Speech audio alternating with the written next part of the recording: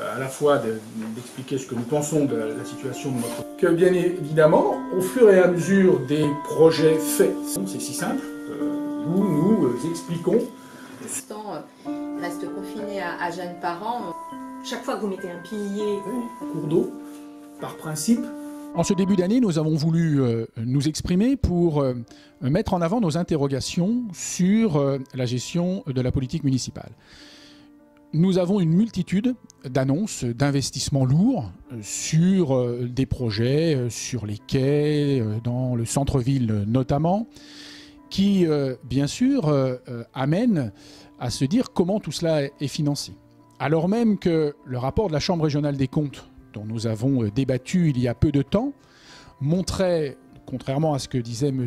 Platrey lorsqu'il était candidat, que la situation de la ville, lorsque nous avons quitté le mandat, n'était pas près de la mise sous tutelle, mais par contre, que la dette était repartie avec les premières années de gestion de M. Platrey. Comment expliquer que l'on puisse, dans une ville qui aurait été finalement à court de moyens, lancer tous ces investissements? C'est une vraie interrogation. C'est une vraie interrogation aussi à une période où partout en France, les élus se disent inquiets sur l'avenir de leurs recettes. Notamment, que deviendra-t-il de la compensation de la taxe d'habitation? Tous ces éléments sont une préoccupation importante pour le groupe Chalon Autrement. Mais en même temps que nous avons ces effets d'annonce et ces engagements sur des investissements, nous constatons l'abandon du quotidien des Chalonnais.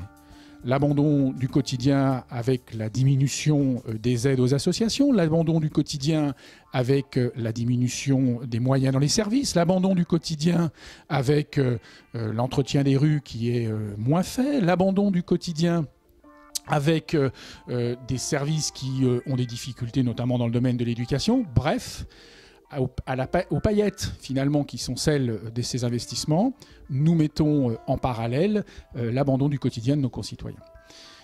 L'autre élément que nous voulons souligner, c'est finalement le constat que lorsqu'il y a une difficulté, il n'y a pas de dialogue. Nous constatons que la nouvelle politique du stationnement interpelle beaucoup de nos concitoyens parce qu'ils sont touchés, là encore, dans leur quotidien. Et finalement, la réponse qu'il aurait donnée, alors même que le maire annonçait qu'il y aurait des concertations permanentes sur les grands projets d'aménagement, eh bien, la réponse c'est circuler, il n'y a rien à voir, c'est-à-dire, en gros, la question du stationnement n'est pas posée sur ce territoire. Donc nous considérons que notre rôle, c'est d'expliquer ces éléments-là, de donner des informations sur les incidences des choix qui sont faits, d'assumer notre place comme nous le faisons au conseil municipal pour dire nos désaccords, sans être, comme le maire l'a exprimé dernièrement, dans de l'idéologie, mais en étant affirmé sur notre conception du développement de notre ville et de notre territoire. C'est l'engagement que nous prenons. Nous avons ouvert un nouveau site pour le groupe Chalon Autrement, qui est un site sur lequel nous pourrons diffuser à la fois nos prises de position, nos communications, analyser des dossiers. Et cet engagement que nous voulons, c'est essayer d'être utile au débat public sur Chalon-sur-Saône, parce que c'est la mission qui est celle des élus du groupe Chalon Autrement. Les inondations que nous connaissons aujourd'hui montrent que le risque existe en permanence.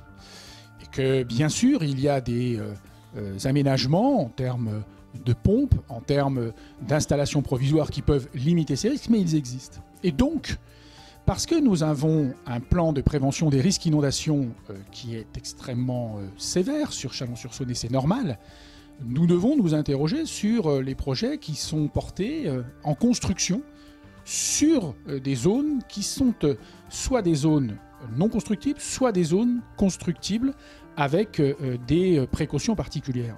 La place du Général de Gaulle, dont je rappelle que, curieusement, l'autorisation a été signée la veille de la mise en place du nouveau plan de prévention des risques d'inondation qui interdit les constructions sur ce site, eh bien, est une interpellation que nous avons. Il y a aujourd'hui une vraie responsabilité des élus à ne pas ignorer ces risques qui sont ensuite pour les habitants, mais aussi pour le collectif au sens des coûts que cela peut induire, un élément de préoccupation qui doit être, j'allais dire, plus fort que la simple satisfaction d'engagement quand ils ont été pris comme cela est fait aujourd'hui sans aucune concertation par le maire de Chalon-sur-Saône sur cette place du Général de Gaulle. Le multiplex, lorsque nous avions défini le plan de prévention des risques d'inondation précédent, faisait partie des zones dont nous considérions qu'elles devaient être finalement offertes en compensation aux aménagements qui ont été réalisés. Je pense notamment aux aménagements de la route Centre-Europe Atlantique sur le rond-point Drou-Cortelin, puisque nous devons compenser ce que nous avons pris sur l'expansion de la zone d'inondation de la Saône. Et je m'étonne que finalement ce projet ait pu se réaliser à cet endroit-là, en dehors même du fait que pour quelqu'un qui voulait renforcer le centre-ville, c'est quand même assez surprenant que d'installer un multiplex dans une zone qui est déjà une zone qui finalement concurrence le centre-ville.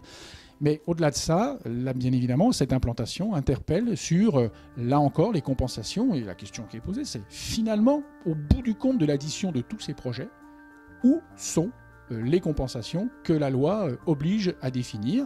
Et ça pensait que finalement, c'est les habitants d'autres communes, un peu plus loin, qui auront à assumer les champs d'expansion des inondations pour permettre la réalisation des projets pharaoniques de M. Platrey.